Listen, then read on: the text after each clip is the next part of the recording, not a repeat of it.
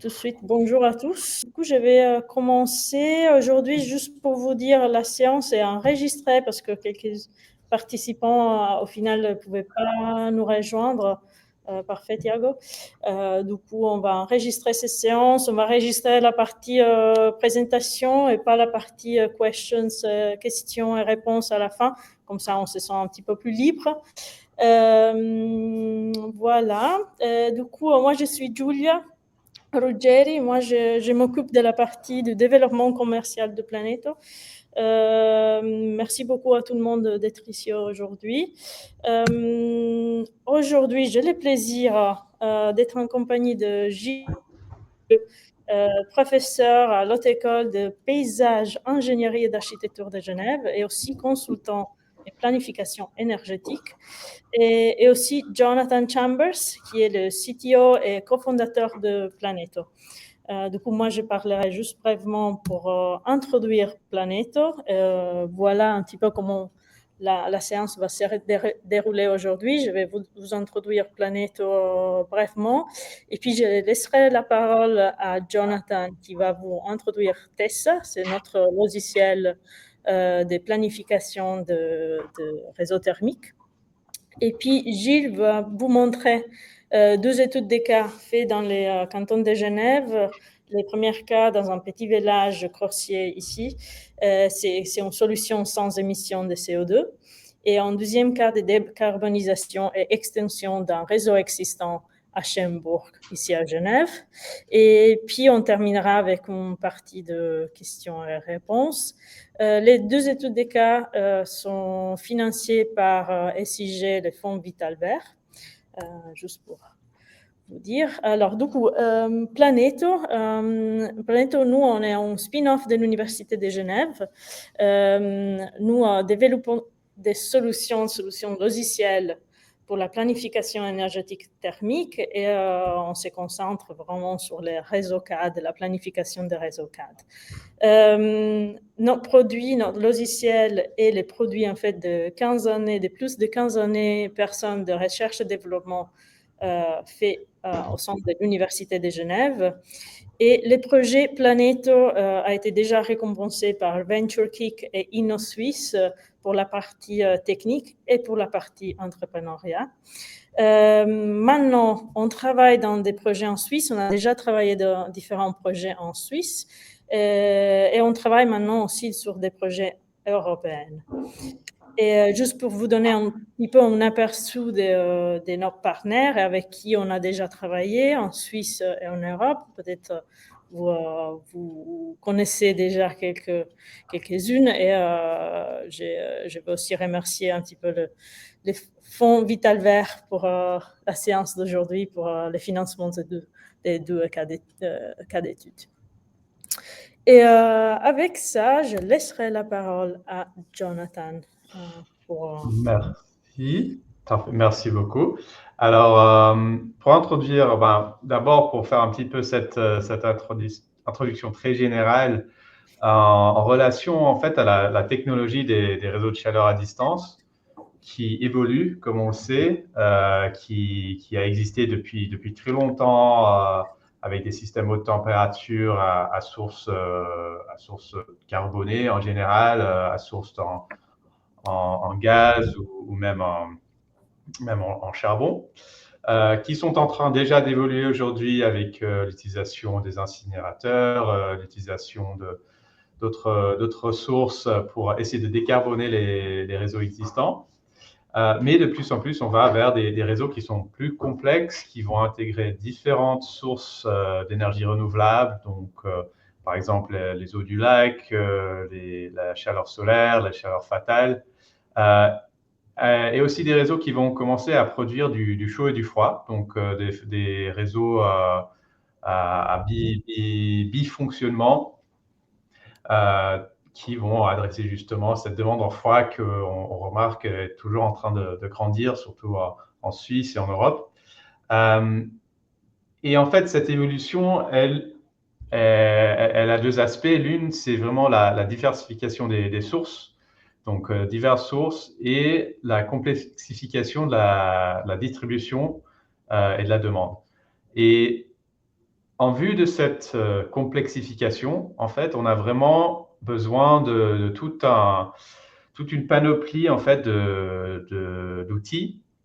On a besoin de toute une panoplie d'étapes qui sont chacune assez complexes en elles-mêmes. Donc, évidemment, simuler la demande en prenant en compte cette évolution de la demande du froid en particulier, l'identification, la modélisation de ces systèmes, de ces sources d'énergie renouvelable, la conception et la simulation du système en tout, donc son opération, bien vérifier que le système tel que conçu va opérer dans des paramètres qui sont acceptables. Et évidemment, en fait, ça devrait peut-être même être la première chose, c'est l'évaluation économique, parce que même avec un système qui est très efficace, qui est très bas en carbone, qui va utiliser des sources d'énergie renouvelables et locales, il faut avoir un business case qui soit viable, qui permette en fait d'investir et de mener à bien ces projets. Avec le prochain diapositive. Donc voilà, ce qu'on remarque et en fait ce qui est à la base de justement notre projet Planeto, de notre offre logicielle, c'est le fait qu'un CAD moderne ne peut être conçu sans un logiciel spécialisé. On ne peut plus faire comme avant avec quelques fichiers Excel par-ci et puis quelques outils éparpillés un peu par là. On a vraiment besoin d'outils qui sont de plus en plus spécialisés sur ces nouveaux types de réseaux, sur ces réseaux de chaud, de froid, de quatrième et de cinquième génération. Et donc voilà notre logiciel justement qui adresse ce problème, c'est TESA, donc en anglais le Thermal Energy System Simulation Assistant. Donc le concept, c'est vraiment un logiciel, qui est accessible en ligne, qui permet d'assister à la simulation, à la conception de systèmes thermiques dans les bâtiments, qui va automatiser la création, la simulation des réseaux thermiques eux-mêmes, donc les réseaux de tuyaux, la modélisation des bâtiments, donc modélisation de demande, prenant en compte justement la partie climatique, donc l'évolution du climat qui va être à la base de ce changement de demande, et la gestion de toutes les données géospatiales qui sont essentielles pour en amont créer ces projets, donc les données géomatiques sur les bâtiments, sur les rues, etc. Et la gestion évidemment des résultats, donc la visualisation de tout ce qui est les résultats de la planification. Voilà, c'est vraiment tous ces aspects dont j'ai déjà mentionné, en bref, qui sont intégrés dans notre logiciel avec un suivi de chaque étape, de la conception et ingénierie, optimisation, avec une évaluation économique approfondie qui va permettre vraiment de valider, de vérifier ces systèmes pour aller depuis vraiment les premières étapes de pré-faisabilité vraiment jusqu'au design, à un design complet qui sera prêt pour des appels d'offres de construction. Avec ceci, donc pour un aperçu un petit peu plus en détail de quelques-unes des fonctionnalités spécifiques. On a, donc j'ai déjà mentionné cette partie simulation de la demande. En Suisse, donc nous on opère en Suisse et à l'étranger. En Suisse, en fait, on a un modèle très détaillé des bâtiments suisses. Donc ça c'est un des résultats en fait des années de recherche qui ont été intégrées dans ce système. C'est qu'on a un modèle très de la demande de chauffage et aussi de la demande de froid, et aussi de la prévision de la demande de froid. Donc, on a la possibilité d'avoir une courbe de charge qui sera horaire, qui sera basée sur le climat et qui pourra prendre en compte aussi le changement climatique pour faire une prévision de la demande en froid avec le changement climatique futur. Alors, prochaine slide. Donc, générer, après, sur la base de cette demande, générer et dimensionner un réseau. Donc, intégrer toutes les différentes sources de chaleur, donc qui peuvent aussi avoir plusieurs points d'injection, c'est important. Comme j'ai mentionné, on a des réseaux qui sont de plus en plus complexes avec, on n'a plus juste une centrale qui fournit tout, mais souvent on a plusieurs points d'injection, plusieurs centrales. Donc, on a un logiciel qui permet de créer automatiquement des tracés, de calculer, d'optimiser le dimensionnement de la tuyauterie, de vérifier l'accordance en fait la tuyauterie avec par exemple les normes de pression, et aussi de voir comment on peut intégrer donc du stockage énergétique, en particulier avec la géothermie à basse profondeur. Et comme j'ai mentionné aussi, on a une suite assez complète d'indicateurs, en fait, qui permet pas seulement un indicateur financier, mais vraiment un modèle financier, donc qui va d'abord permettre de calculer les coûts, les coûts de revient de l'énergie, donc les coûts pour fournir le chaud et le froid, mais aussi de créer un modèle donc en manipulant les paramètres financiers, donc le coût, le prix de l'énergie qui va te fournir, les prix des charges de réseau, etc., de créer un modèle pour créer en fait une prévision vraiment aussi pour l'investisseur, pour dire ok, quelle va être la valeur de ce réseau qu'on va investir, qu'on va après construire. Donc maintenant, on va passer avec l'étude de cas et je vais passer la parole directement à Gilles qui peut présenter un petit peu oui. ma participation aussi dans ce projet Innovation Vitalvert.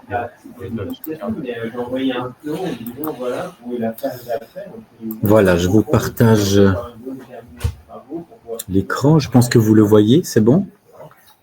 Oui, c'est bon. Oui, c'est bon. Parfait. Voilà, donc en fait, j'ai eu en effet beaucoup de plaisir de tester l'outil sur deux cas. En fait, c'est dans le contexte où à Genève, vous savez qu'il y a ces réseaux thermiques structurants qui sont développés un peu partout. Donc là, finalement, il n'y a pas vraiment d'intérêt d'utiliser ce genre d'outils parce que les SIG, voilà, si ce n'est pour eux-mêmes, les SIG, mais là, finalement, on voulait explorer la possibilité de développer des réseaux thermiques non structurants en dehors des zones d'influence du réseau ICG, notamment à l'échelle de centralité urbaine plus périphérique. Alors, il y a le premier cas de bourgs villageois, il y en a beaucoup en fait dans la campagne genevoise, comme ici à Corsier, où on a une certaine, vous voyez, une certaine densité bâtie. On peut aussi voir ici sur la photo aérienne, en fait, on voit qu'il y a quand même une certaine concentration intéressante. Donc, bon, voilà, avant d'utiliser l'outil TSI, il faut aussi avoir une certaine lecture, une connaissance du territoire. Là, on voit effectivement ce qui a frappé notre intérêt. Bon, on a une certaine densité urbaine. On a aussi des grands espaces relativement libres. On pensait, je sais pas, vous voyez ma souris aussi en même temps? Oui. Voilà. Là, par exemple, et après, il faut aussi avoir une idée aussi du contexte, par exemple, foncier. Là, ce sont des terrains qui appartiennent à la commune, par exemple, ici. Donc, on s'était dit que ça pourrait être intéressant pour mettre des champs de sonde géothermiques ou en haut aussi, on a un manège. On a aussi des parkings, des tennis. Peut-être le jour où ils veulent refaire le parking, le rénover, on peut aussi très bien mettre des sondes. Donc, la lecture, vous voyez ce périmètre aussi, qui selon nous pourrait être un périmètre d'un réseau de chaleur à distance. Certains bâtiments ont été exclus comme cela parce qu'ils ont déjà des pompes chaleur, donc ils ne seraient pas forcément intéressés par des solutions de transition énergétique. Alors, voilà, donc la première, je repars un peu certaines étapes qu'a présentées Jonathan. Donc, cette première étape, c'était de dessiner cette zone où on veut créer un réseau de chaleur.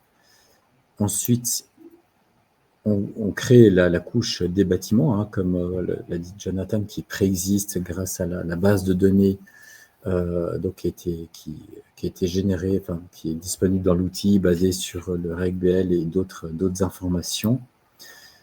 Là, vous voyez, on a intégré la demande de froid, surtout si on s'intéresse à la géothermie. C'est important aussi de pouvoir recharger quand même un peu le terrain et faire du géocooling. Là, on voit ici un peu le profil, l'échelle de la semaine. On peut aussi voir l'échelle journalière, un pas de temps plus fin. Donc, on peut aussi très bien, là, ici, on a la table des bâtiments, celle qui fait partie de la base de données, mais on peut aussi, si vous avez d'autres données de bâtiments, on peut très bien aussi importer sa propre base de données basée sur les données du CITG, par exemple. sans forcément avoir tous les champs qui sont calculés. Il faut avoir un certain nombre d'informations minimales, mais après, l'outil va aussi recalculer certains champs comme les consommations et tout ça. Et puis aussi, évidemment, on a les courbes de charge. Et là, c'est pareil.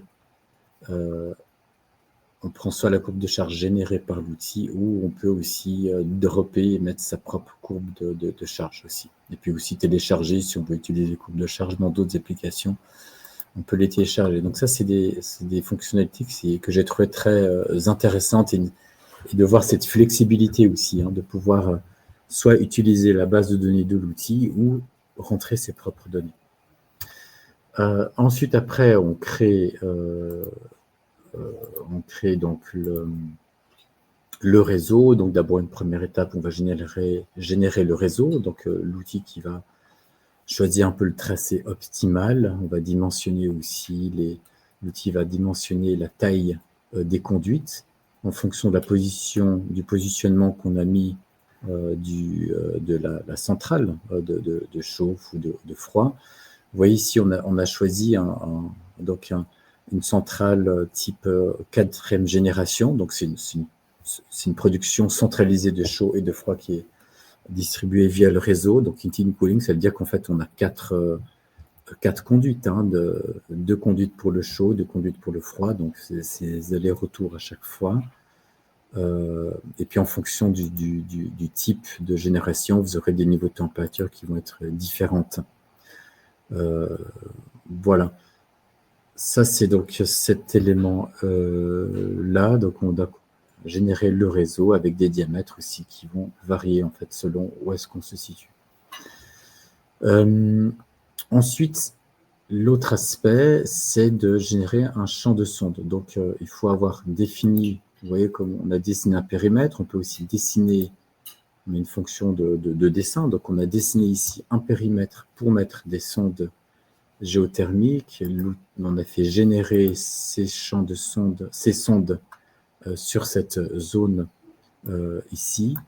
Donc, il y a eu un petit processus itératif en amont avec des allers-retours. On a vu qu'on avait un certain optimum si on définissait une puissance du champ de sonde de 300 kW. C'est là qu'on pouvait avoir peut-être un maximum de watts par mètre. En fait, l'idée, pour réduire le nombre de sondes, eh bien, il faut avoir le plus de soutirer le plus possible, en fait, dans les limites physiques du terrain, parce que l'outil intègre aussi une modélisation du terrain. Par exemple, avec des limites de température, par exemple, on ne peut pas descendre en dessous dans le fluide qui retourne vers les sondes, on ne peut pas descendre en dessous de moins 3 degrés, par exemple. Donc, avec aussi un delta T aussi, qu'on peut aussi saisir quelque part. Et donc, selon ces limites physiques, eh bien, il va nous générer le champ de sonde. Et là, on voit que dans cette configuration, on pourrait soutirer, ce qui n'est pas énorme, mais ce qui est déjà acceptable, 23 watts par mètre, ou injecter la même chose pour la recharge. Ça nous donne cet espacement de 18 mètres. Ça nous donne une totalité de longueur de sonde. Et puis, donc tout cela donc avec une pompe à chaleur, et ça nous donne aussi après des valeurs économiques tenant compte de l'investissement qu'il faut pour chaque sonde, de l'investissement par mètre, de l'investissement dans la pompe à chaleur. Et donc vous avez comme ça ici à peu près un investissement d'1,7 million de francs pour ce système de sonde plus la pompe à chaleur. Donc ça, c'est un aspect, voilà, donc d'avoir cette possibilité de modélisation de champ de sonde qui est très, très, très intéressante et qui tient compte aussi de tous les paramètres physiques liés à la recharge et tout ça. Et puis aussi, dans l'idée de faire du froid, il semblait assez raisonnable. Là, vous voyez aussi un peu la courbe de profil de production du champ de sonde en été comme en hiver comme en été. Et puis aussi, il faut définir certaines profondeurs. Donc, raisonnablement, si on veut faire du chaud et du froid avec le plus possible de géocooling, eh bien, il faut aussi limiter la profondeur, parce que c'est plus vous allez loin, si vous allez à 250, 300 mètres, ça va être difficile de faire du géocooling. Le sol sera trop chaud. Donc, c'est aussi un peu une contrainte qu'on a indique évidemment si vous allez à 250 mètres, vous aurez moins de sondes, vous allez peut-être plus soutiré, mais vous ferez beaucoup plus de packs réversibles en été si vous voulez faire du foin. Donc voilà un petit peu en résumé ce qu'on peut faire. Jonathan avait mentionné l'aspect aussi qui est un des outils. Vous voyez ici on a tout le toolbox ici pour générer, dimensionner, optimiser les réseaux, les sondes. On peut aussi donc évaluer, tenir compte d'un scénario en se disant voilà, on va être en 2040 avec une certaine prédiction du climat. Donc probablement plus chaud en été, moins chaud, moins froid en hiver, donc ça va changer le profil. Et puis on peut aussi très bien se dire on va rénover tous les bâtiments, par exemple, qui sont construits jusqu'en 1990. Et puis ceux qui sont construits après 1990, on les laisse inchangés. Et donc si on fait ça, ça va aussi changer notre profil de demande. Donc là, par exemple, c'est quelque chose qu'on a. Là, vous voyez, c'est un peu tous les scénarios qu'on a simulés. Donc ici, j'ai un scénario 4G à l'horizon 2040 et voilà, on a un peu la même chose. On aura des sondes qui vont être aussi différentes. Donc là, on a la même puissance en fait, mais par contre, si on va dans les bâtiments, on voit aussi qu'on a un profil qui va être différent. Vous voyez, on augmente le besoin de froid en été, puis on abaisse les puissances de chaud en hiver. Voilà, encore un autre scénario aussi qui est intéressant, c'était de tester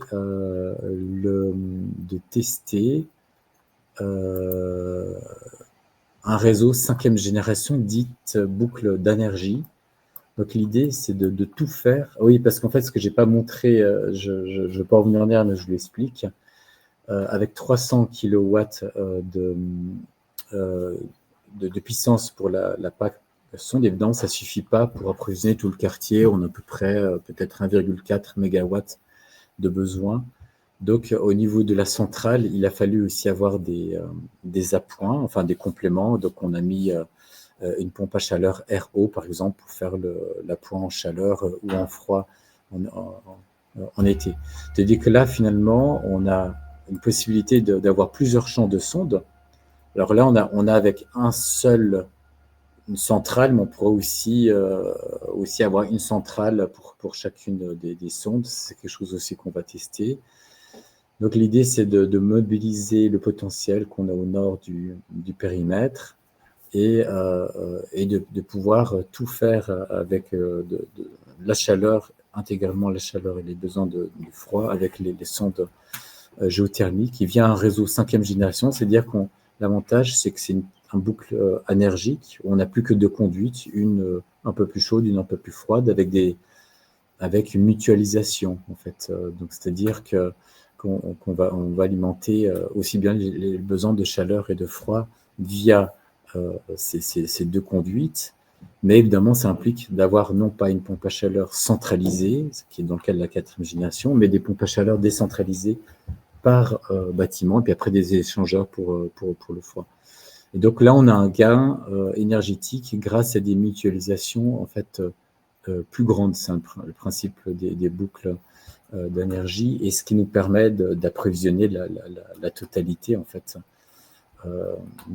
des besoins du périmètre sans utiliser de centrale de production centralisée, et avoir que de conduite aussi. Voilà, donc ça, c'est donc une autre fonction intéressante. Maintenant, si je reviens peut-être dans le scénario 4G, c'est tout le... On a des rapports très détaillés, en fait, qui sont très intéressants.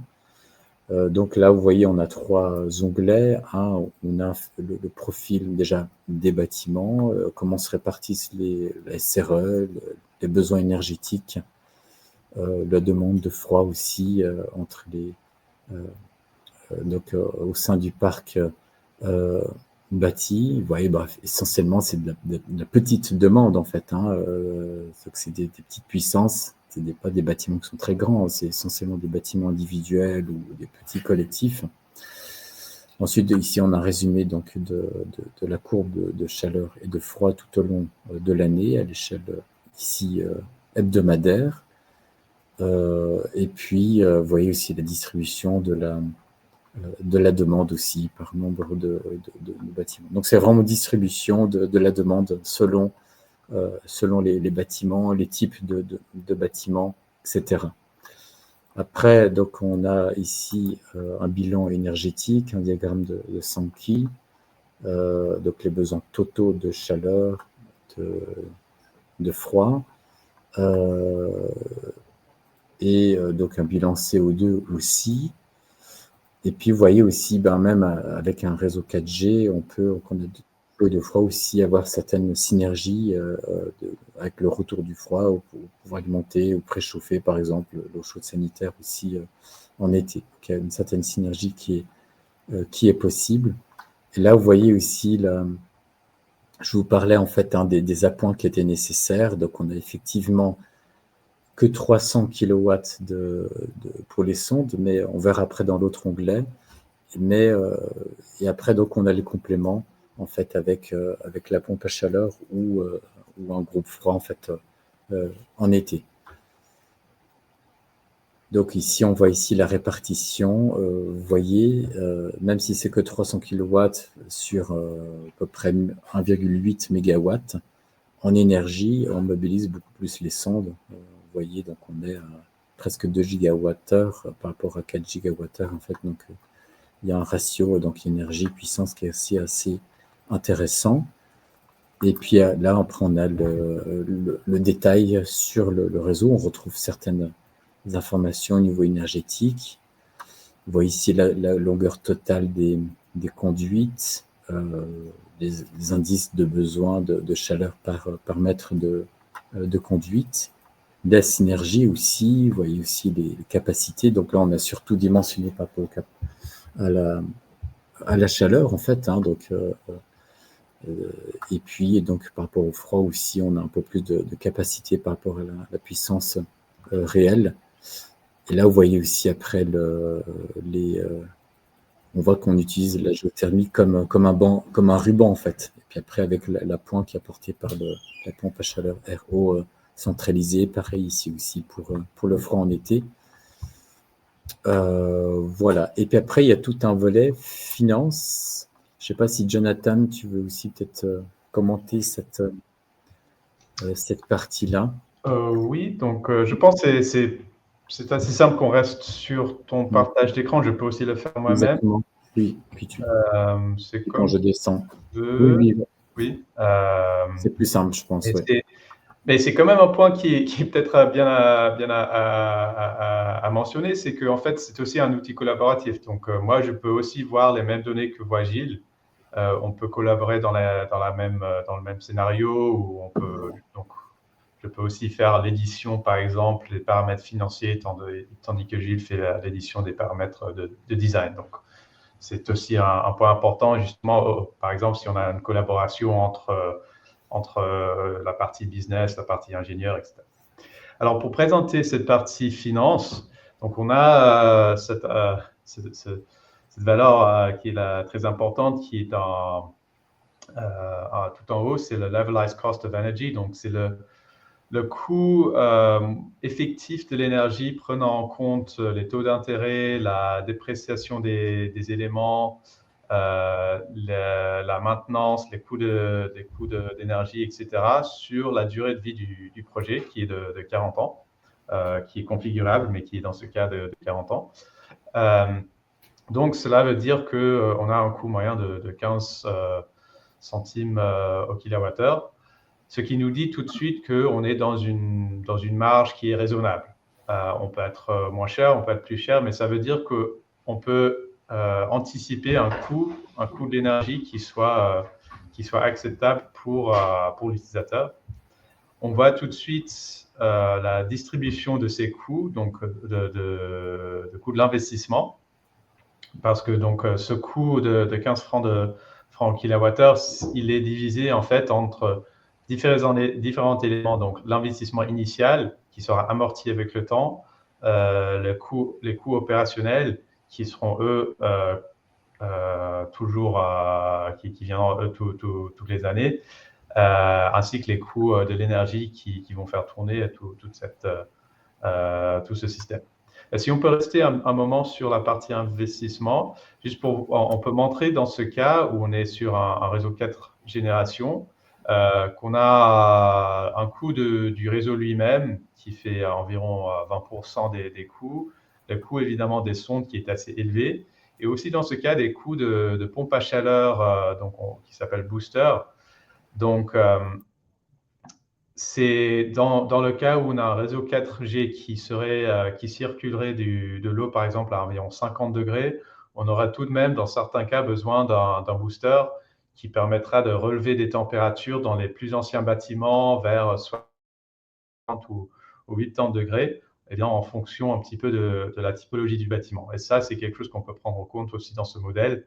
Et on peut aussi se dire, est-ce que ces coûts seront à la charge du fournisseur ou seront à la charge de l'habitant. Donc là, justement, dans cette page finance, on peut commencer à traiter dans ces questions un petit peu plus du business model, quels coûts seront amortis par quelle partie.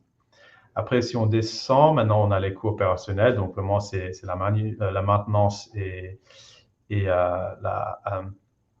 la consommation électrique dans ce cas. Et enfin, on a une projection de revenus. Donc, ce projection de revenus, il est en fonction en fait du modèle de facturation qu'on peut éditer. Donc, d'abord, je vais expliquer un petit peu ces parties de revenus. Donc, on a le revenu annuel, on a ce qu'on appelle le net present value, donc la valeur encore prenant en compte les taux d'intérêt, prenant en compte l'amortissement, etc. Celle-ci nous dit qu'on a une valeur positive d'environ 2,5 millions. Ça veut dire qu'en fait, si on construit ce réseau, on gagne 2 millions et demi. Donc, c'est quand même intéressant. Maintenant, oui, tu peux ouvrir la partie Edit Parameters. Et c'est là où on a justement la possibilité de modifier les paramètres financiers, donc le prix au kilowattheure, mais on sait bien que le prix pour l'utilisateur, normalement, ce n'est pas qu'un prix au kilowattheure, c'est un prix au kilowattheure, mais aussi des charges de réseau, des charges qui seront peut-être en fonction de la puissance par bâtiment, et aussi on peut avoir des charges qui seront une charge de connexion justement qui vont venir amortir cet investissement qu'on va faire dans des échangeurs de chaleur ou dans des pompes à chaleur pour chaque bâtiment. Donc tout ça, en fait, c'est des paramètres où il n'y a pas nécessairement une seule solution. On peut modifier en fonction, est-ce qu'on veut plutôt mettre demander aux utilisateurs une contribution qui sera plus grande tout au début pour avoir après un prix d'énergie qui sera plus bas. Parce que l'avantage justement dans ce type de réseau, c'est qu'on a un investissement qui est assez conséquent pour tout ce qui est sonde, mais un prix d'énergie, un prix de la chaleur après qui est relativement bas. Parce qu'on a du froid qui est à peu près gratuit, on a une très bonne efficience sur les pompes à chaleur, etc. C'est justement ce qu'on peut après voir entre la partie business investissement, entre la partie relation avec les consommateurs, etc. Et ce qui est très intéressant, c'est que on peut modifier ces paramètres tout aussi en modifiant le concept du réseau. Donc, on peut vraiment faire une adaptation pour dire, OK, est-ce qu'on peut réduire l'investissement initial? On peut réduire, par exemple, les bâtiments qui sont construits, ou changer le tracé pour peut-être réduire un petit peu les investissements initiaux ou utiliser d'autres ressources ou modifier un petit peu les prix. Donc, on peut vraiment avoir cet échange entre la partie ingénierie et la partie financière, justement avec objectif pour avoir un projet qui serait cohérent dans l'aspect ingénierie et cohérent dans la partie financière, donc qui sera un investissement qui sera attractif pour les clients, pour les utilisateurs et pour l'investisseur qui sera peut-être une ASI ou peut-être une autre. Et je crois que j'ai fait un petit peu le tour. Voilà, on a le cash flow forecast, donc ça c'est vraiment les bases de la finance. On voit très clairement cet investissement initial qui est très conséquent. On a un investissement également dans l'année 20 parce que la 20e année qui correspond au remplacement des packs qui ont dans notre modèle une durée de vie de 20 ans et des revenus qui sont stables dans ce cas qui ont un certain revenu, on voit dans la première année parce qu'on a cette facture de connexion initiale et après un revenu qui est stable, qui est en fonction de l'énergie livrée. Et avec ceci, je crois que c'est toute la partie financière. Peut-être juste mentionner que tous les coûts pour les CAPEX, en fait, nous, on donne déjà des données, mais on peut les changer dans la partie design. Si quelqu'un veut. Je crois qu'on n'avait pas mentionné d'où viennent tous les coûts. Il y a aussi pas mal de questions. On va peut-être répondre après. Oui, on va prendre les questions, je pense, en bloc. Oui, exact. Est-ce que vous voulez encore juste présenter, il y a la fonctionnalité qui est intéressante pour comparer des scénarios rapidement. Alors là, je vais prendre par exemple le 4G versus 5G à l'horizon 2040. Et puis, donc c'est aussi intéressant voilà, on a un peu tous les aspects à la fois énergétiques et financiers. Donc je ne vais pas rentrer trop dans le détail, mais là vous avez donc à gauche c'est le réseau 5G énergique, basse température avec des packs par bâtiment, et ici la production centralisée. Donc on voit aussi, ce qui est intéressant, c'est que voilà, donc on a comme ça la différence entre les deux. Donc là, on est dans du mono énergie, c'est tout via la boucle d'énergie. Ici, on a les appoints aussi. Donc apparemment moins cher en termes d'investissement aussi, parce qu'on a moins de systèmes. On a finalement c'est un système décentralisé. Et puis, donc les coûts aussi, levelized cost, donc ils sont moins élevés aussi pour la boucle d'énergie.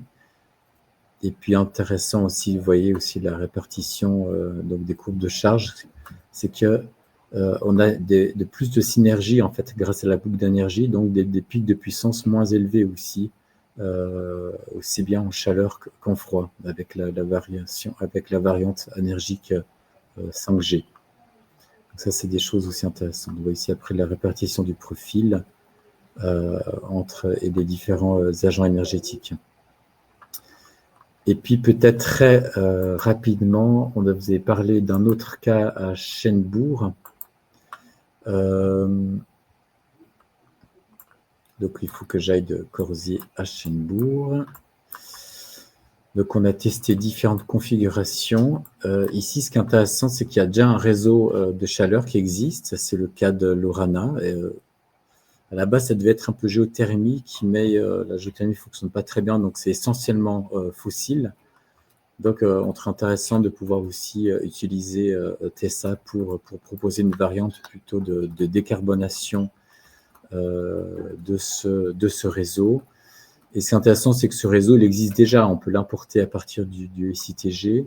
Donc, il y a ces fonctions aussi que vous pouvez très bien. Donc, si je crée ici un nouveau...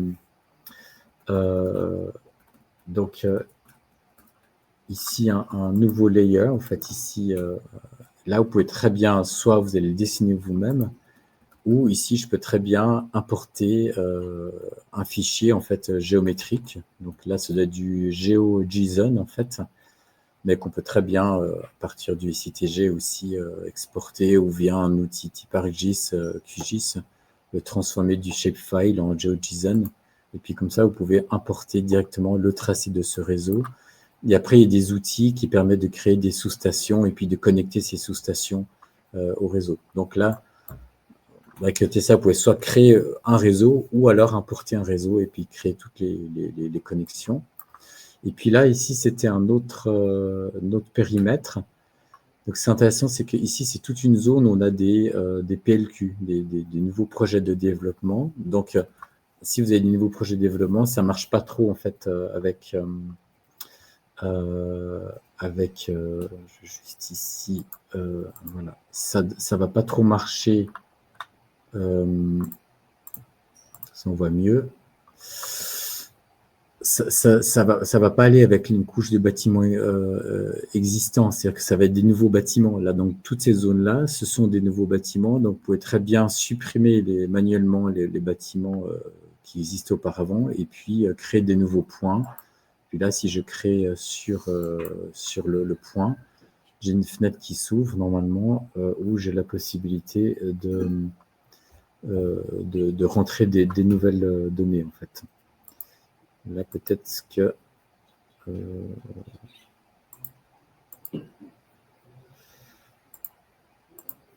voilà, peut-être si j'ai pas un truc, voilà, c'est ça.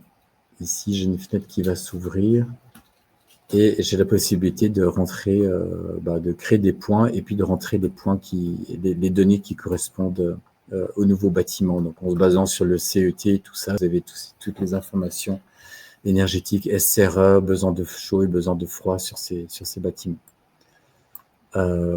Voilà, ça c'est aussi une fonction aussi flexible qui permet en fait d'intégrer alors à la fois un nouveau réseau ou des nouveaux bâtiments. Voilà, j'en ai fini. Donc, par rapport un peu à ce que j'ai pu expérimenter sur ces réseaux. Donc, voilà. Merci Gilles. Merci pour les beaucoup. questions. Ouais. Oui, en fait, on a pas mal de questions. On va essayer de répondre à toutes les questions. Merci Jonathan, qui t'a déjà répondu sur le chat. Du coup, quelques questions ont été déjà répondues. On passe à la première question. Bon, peut-être ça, on la garde pour la fin parce que peut-être qu'il peut ouvrir des débats.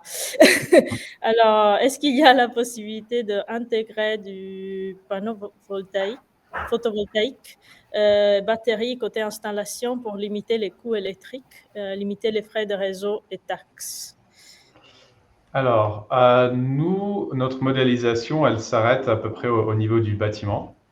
Donc, comme a montré Gilles, en fait, on a la possibilité d'intégrer des informations sur le bâtiment pour représenter, par exemple, si ce bâtiment a une courbe de charge qui sera différente de la valeur par défaut. Mais si vous voulez faire une modélisation, par exemple, d'un système photovoltaïque, ça, il faudra plutôt utiliser un logiciel spécialisé pour le photovoltaïque et intégrer ces résultats après dans notre modèle thermique. Il y avait aussi une question qui est un petit peu en relation. On a modélisé d'autres sources thermiques, par exemple les installations PVT ou stockage thermique. Donc, notre modèle des sources thermiques, en fait, on a la possibilité d'intégrer des courbes d'approvisionnement, donc des courbes de source, qui permettent donc d'intégrer d'autres modèles.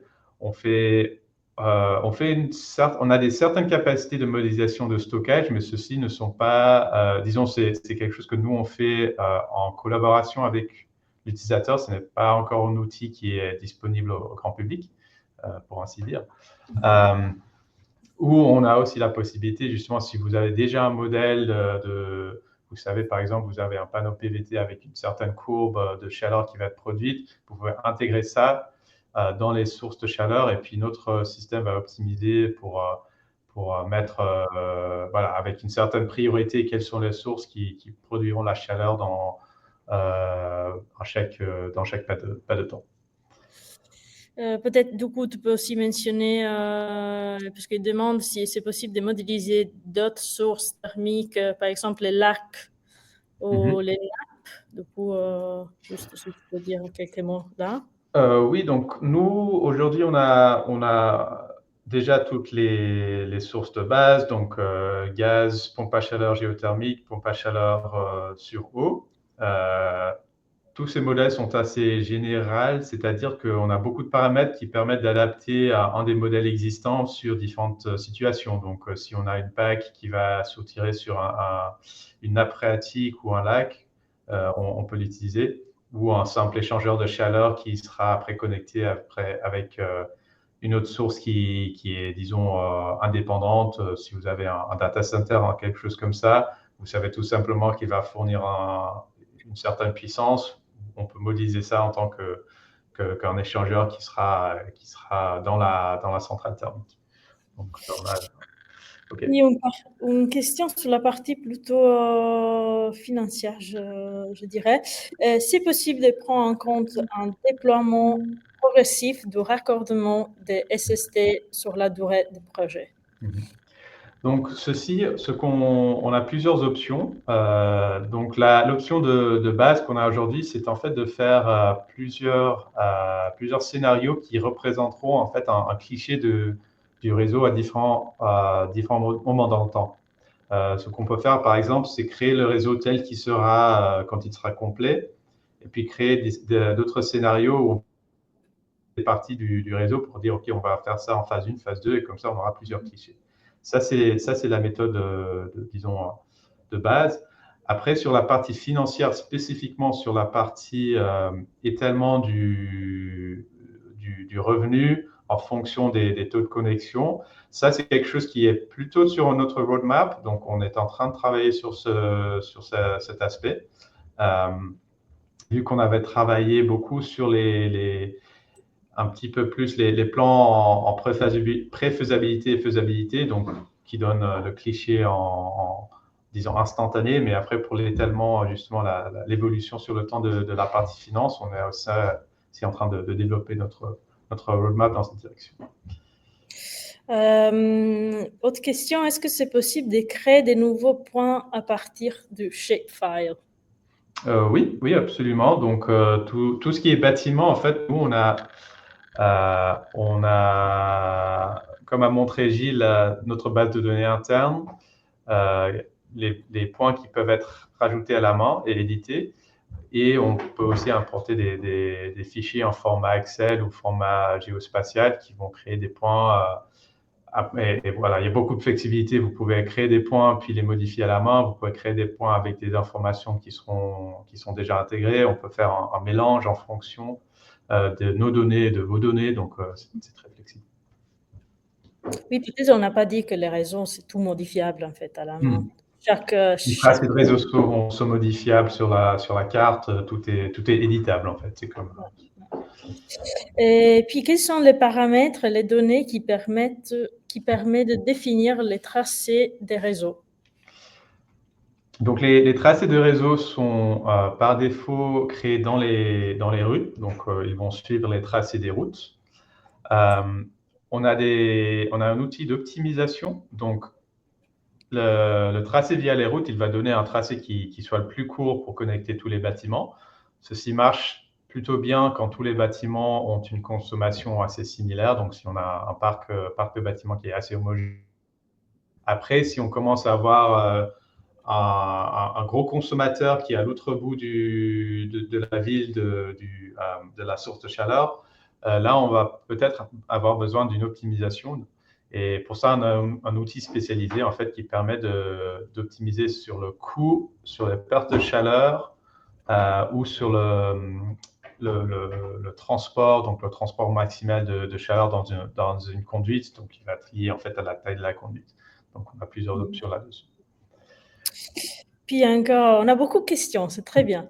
Est-il possible de générer une estimation financière du réseau? Une estimation financière.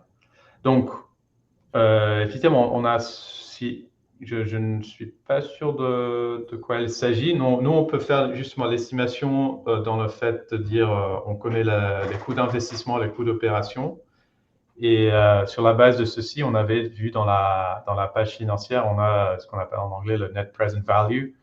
Donc, c'est la valeur, je crois que c'est ça, c'est la valeur, l'estimation en fait de la valeur effective du réseau.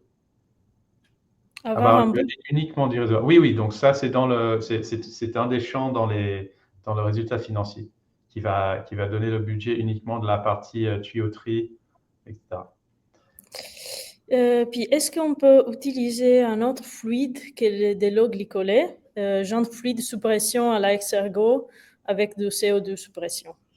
Donc, CO2 sous pression, on a en fait, on est en discussion justement avec Exergo. On n'a pas mis en place cette option.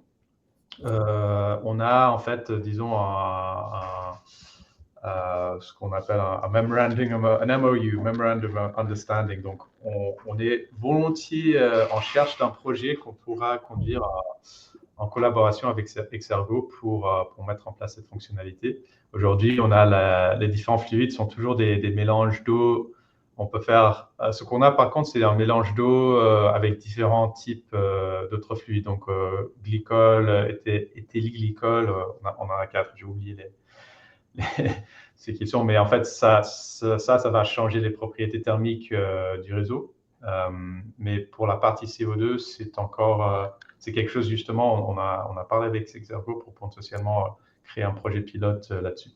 Encore une question, est-ce que c'est possible de proposer des prix différents, chaleur, puissance, taxe, en fonction de la puissance du bâtiment raccordé, au lieu que simplement une valeur pour chaque poste?